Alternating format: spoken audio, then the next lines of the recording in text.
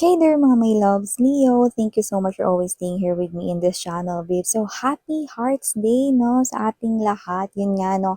Hi sa ating mga bagong viewers, bagong subscribers. My name is Yan. At hi rin sa aking mga returning na mga tambayers na 24/7, no, na nakaantabay at nag-aabang dito. So, yun nga mga babes, kung hindi nyo pa knows, meron pa po tayong other channel. Link is down below sa ating description box. Kaya kung interesado kayong tumambay dyan, then pwedeng-pwede na basta click nyo lang yung link na yan at mariredirect na kayo dun sa ating other channel kung saan nag-upload din tayo ng daily collective readings for all signs. Kaya naman kung interesado ka, click lang yan at mapupunta na kayo doon sa ating other channel. At yun nga, no, paalala lang tayo, no, na wala tayong gender, so babae, lalaki, LGBT, lahat welcome.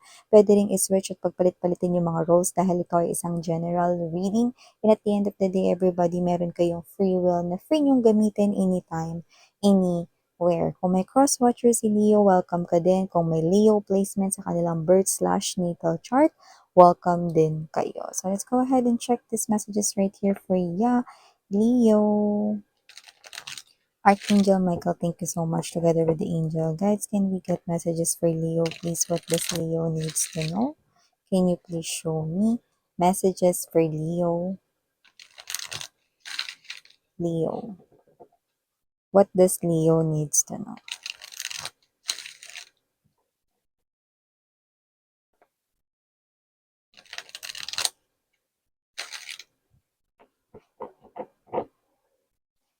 Okay, so let's go ahead and check this mga mensahe para sa'yo, Leo. So guys, you do have here the Three of Cups.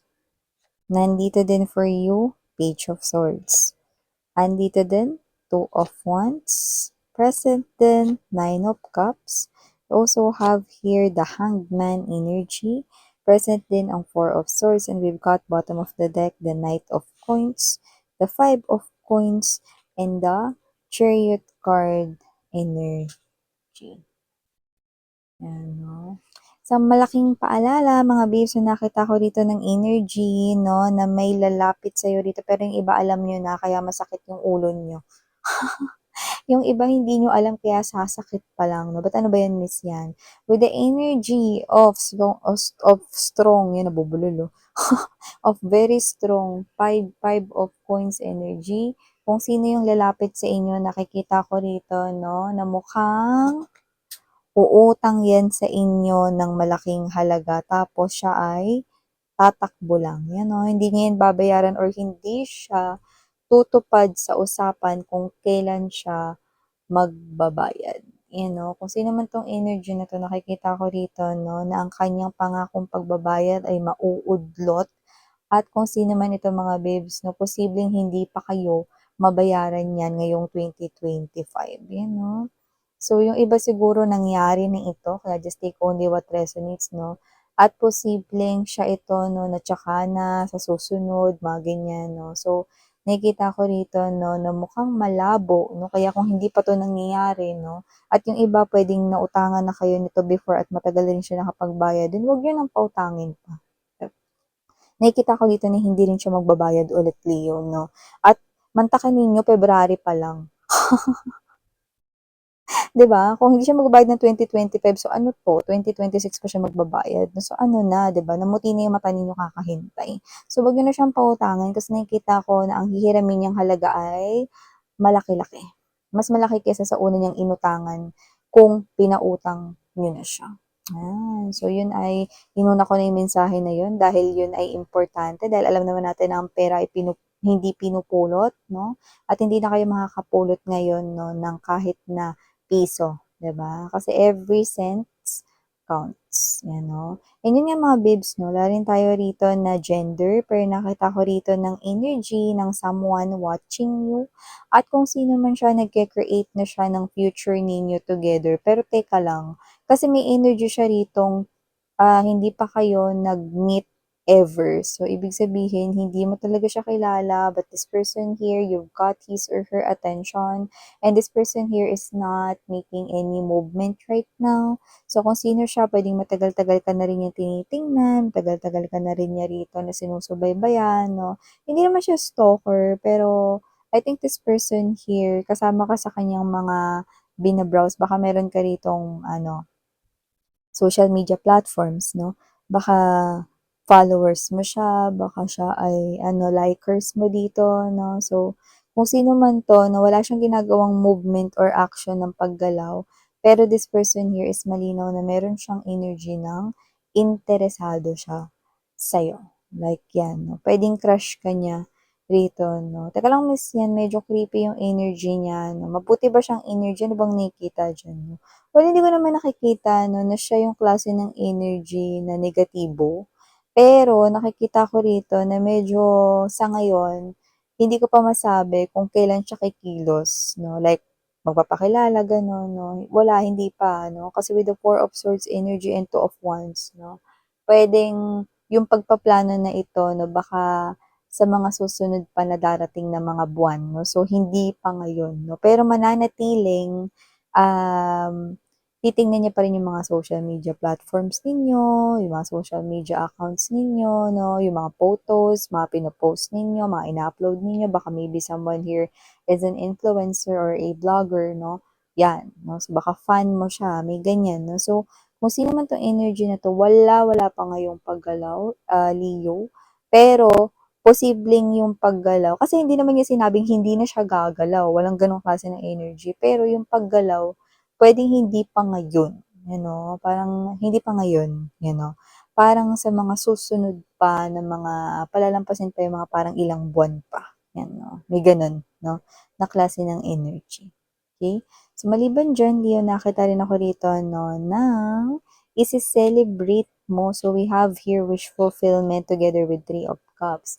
So posibleng meron ditong winning moment para sa'yo kung saan nakikita ko na makikipag-celebrate ka together with your loved ones like your friends, no? Your best friends, mga friends mo nung high school or college, no? Or baka family mo, no? So, definitely, this is a celebration here with the Nine of Cups. So, kung ano man ito, parang success story. Yan, no? Meron ka ditong success story at yun yung sasabihin mo sa kanila. Kaya naman, ito yung inyong ipagbubunyi or isi-celebrate, no? All together. So, pwedeng meron ditong magandang mangyayari sa iyong trabaho or sa iyong kaperahan. So, may ganun tayong klase ng energy. Pero kung sino-sino man ito, nakikita ko na makakasama mo ulit ng iyo rito mga kaibigan. Okay, at dito mo sila parang mabubuklod-buklod 'no, dito sa good news 'no, na ito, and at the same time tsikahan, kuwentuhan na rin na tungkol sa inyong mga buhay-buhay. Yung energy parang ano, um, minsanan lang kayo magkita nitong mga kaibigan mo na 'yan 'no, like, ah parang once in a blue moon kung tawagin 'no, or puwede rin naman na 'pag nagkikita kayo ng mga kaibigan mo, puwedeng dalawa yung wala or absent 'no, pero dito mukhang buo kayo, 'yan. So maganda 'yan 'no, kasi parang you're gonna celebrate this achievement together with your, favorite people 'no, in your life. And also nakikita natin dito, Leo 'no, na possible na someone here is thinking about you right now. O iba 'to 'no, hindi ito yung kanina. 'No, na, parang secret na nagkaka-crush sa inyo 'no. But kung sino 'tong nag-iisip dito sa inyo, this is someone here na kilala mo na. So, this could be someone here na puwedeng ka in relationship mo, like your boyfriend, your girlfriend, your husband, your wife 'no, o yung iba naman puwedeng ito yung nanliligaw sa'yo 'no. So, nakita ko rito na kung sino man 'tong energy na 'to, parang nag-iisip siya rito ng relaxing na place. Puwedeng date sa isang romantic, maganda yung ambience 'no, overlooking, mga ganyan 'no, na date 'no, kung saan ka niya dito gustong dalhin, or this person right here, okay, or nag-iisip siya rito ng parang saan kayo magbabakasyon, kung boyfriend, girlfriend, or asawa mo na 'to, na saan kayo magbabakasyon para makapag-relax ka naman. Kasi kung ikaw ito, mukha kang haggard. Kasi parang medyo, busy ka 'no, kamakailan sa iyong work 'no, kailangan mo rin ng relaxation time. 'Yun yung gusto ritong ibigay sa'yo ng iyong partner 'no. So, puwedeng nagba-browse siya rito ng mga puwedeng possible na puntahan 'no, yung mga relaxing places 'no. So, siya ng bahala diyan 'no, ang gagawin mo na lang ay talagang sumama ka lang. Ang taray 'no, so iniisip rito na makapag-unwind at magpatanggal ng stress 'no, dito sa inyo. So, yun yung main goal ng someone special around you, Leo. Yan, no? And also, nakita rin ako dito ng possible travel. Iba pa to doon sa kakasabi ko lang. Itong possible travel na ito ay posibleng travel related sa yung negosyo or kaperahan, pananalapi, or career.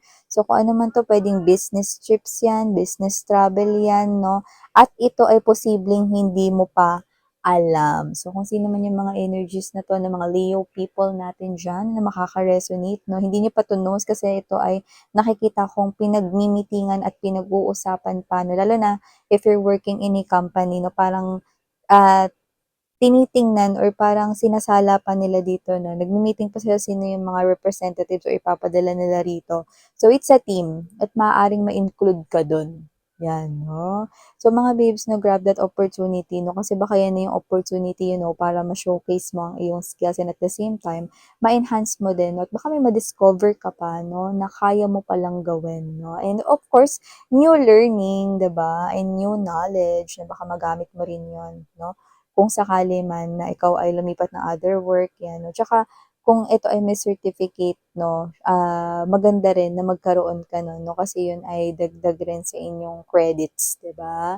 So, yan. And also, ito naman, kung ito naman ay negosyo, no, nakakita tayo rito ng energy kung saan, no, maaaring kayo ay mag-canvas-canvas, no, ng, alam mo yung sister branch or another branch, no, ng inyo ritong negosyo. Kasi na-pick up natin dito is naghahanap kayo ng best location kung saan mas mapapansin or mas maraming buyers, no, yung inyong negosyo, yan, maraming tatangkilik, no. At yung iba naman, pwede magsa-start pa lang looking kayo for a location na maganda. Yung iba, ito ay parang upgrading, no, or parang expansion ng inyong negosyo. Ayan.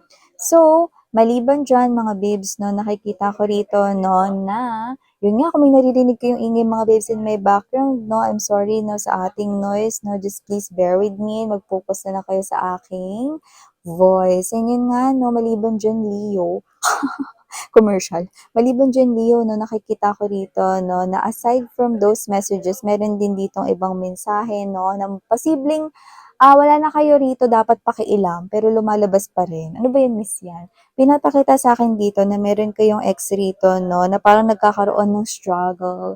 It's a tug of war, no, sa pagitan ng kanya ritong ka-in relationship right now at sa kanya. Bakit naman ako napasali dyan, miss yan? Kasi gusto na pong umuwi ng inyong ex sa inyo. And when I use that umuwi word, possible na marami sa inyo ex-husband nyo yon or ex-wife nyo yon, no, na gusto na ritong umuwi sa piling nyo, no? Pero nakikipagkala sa third party at mukhang nagbubuno pa sila.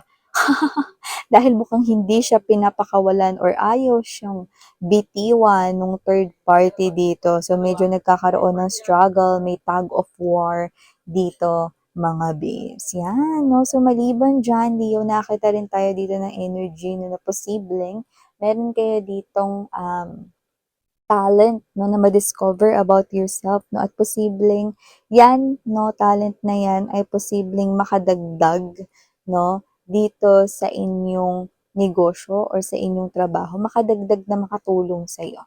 Ganyan, no? So, it's like a new discovery. Magaling pala ako dito. Hala, di ko alam, okay pala ako dito. Yan, no? So, yun yung nakikita natin dyan. Leo. And also, I'm seeing you right here, no, creating your future. May mga wish list kayo, bucket list kayo rito kung saan nakikita ko na parang push na push talaga kayo na meron talaga kayong magawa dyan, hopefully. So, yan ay listahan or sa isip ninyo, no, meron kayong mga gustong ma-achieve this year, 2025. At yun na nga nakikita ko rito, mga babes, no, na posibleng dalawa or kung hindi dalawa, baka tatlo pa no yung magawa mo dyan sa bucket list na yan. Yeah, you may not magawa lahat yan, no? Kung yan man ay mahabang listahan. Pero it will be an achievement kasi yung parang magagawa mo dyan na tatlo would be the biggest three or parang pinaka gustong gusto mo talagang mangyari sa iyo this year 2025. So, ano na yun, di ba panalo ka na dun, girl, di ba? Or boy. Kaya naman, LGBTQ supporters, welcome din kayo. So, kung ano man itong mga energies na nahagip natin dito, no, yun palang panalo kayo. Tandaan mo naman yung biggest three, di ba? Minsan, kung ano yung biggest three, i-maximize nyo yun, no? Kasi baka pag ni-utilize ninyo or ginamit ninyo yung biggest three na yun na wish fulfillments ninyo, possible na ma-score nyo rin yung mga small wishes ninyo or mga small na included doon sa inyong bucket list. So yeah, ito yung mga mensahe here for you, Leo. And again, I'm Yuriana on me. Sarang hiyo, love and light. Annyeong.